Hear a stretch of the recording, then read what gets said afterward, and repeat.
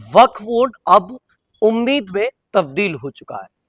आज जब संसद में कड़ी बहस हुई, एक बहुत ही बड़ा बिल सरकार ने अपनी तरफ से रखा, तो उस पर वाद विवाद हुआ, लेकिन अंततोगत्वा जाकर वहां पर यही हुआ कि वक्फ बोर्ड का जो बिल था वो पास हो गया। आपको बता दें, इसमें बहुमत थी 272, जिसमें जो वक्फ बिल के समर्थन में लोग आए वो 293 और जो वक्फ बोर्ड के खिलाफ लोग आए वो 239। अब इसमें से कौन किस पार्टी के थे ये भी हम आपको बताएंगे कि कौन सी पार्टी इसके खिलाफ थी, कौन सी पार्टी इसके समर्थन में थी, ये सब एक तरफ। लेकिन आज से आप इसको वक्फ बोर्ड बिल्कुल ना कहें, क्योंकि अब इसका नाम उम्मीद रख दिया गया है।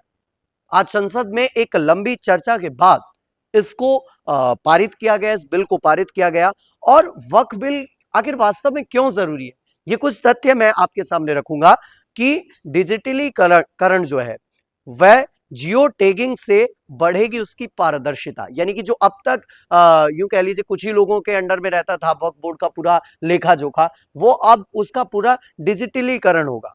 कानूनी सुधार से मिलेगा स्वामित्व का स्पष्टीकरण, यानी कि जो अपना कानूनी सुधार है उससे जो स्वामित्व है उसका स्पष्टीकरण होगा कि वास्तव में इस जमीन का कौन स्वामी है। वहीं इसके साथ साथ वक्फ संपत्तियों के सही इस्तेमाल से 12,000 करोड़ सालाना आय संभव भी हो पाएगी। अब इसमें संशोधन क्यों जरूरी था, आपको बता दें, वक्फ की जो संपत्तियों पर अवैध कब्जा है और स्वामित्व विवाद है उसकी बहुत बड़ी समस्या थी, इसलिए इस बिल का पारित होना जरूरी था। कानूनी दस्तावेजों की कमी से गलत तरीके से संपत्तियों पर कब्जा होता था, इसलिए यह कानून आना जरूरी था।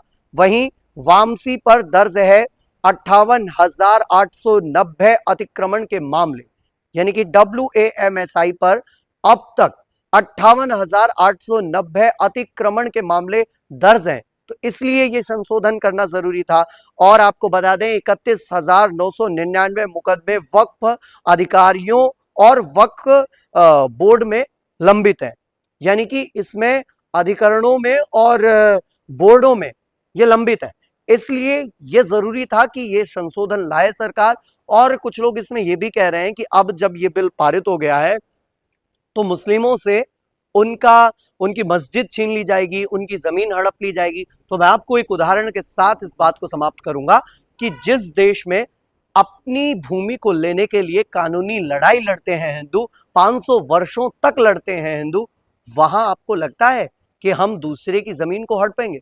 जहां अपनी ही जमीन को पाने के लिए 500 वर्षों की एक लंबी प्रतीक्षा हमको करनी पड़ी, वहां अब हम इस छोटे से बिल को पारित होने के बाद आपकी ये जमीन हड़पेंगे? आपको ऐसा लगता है?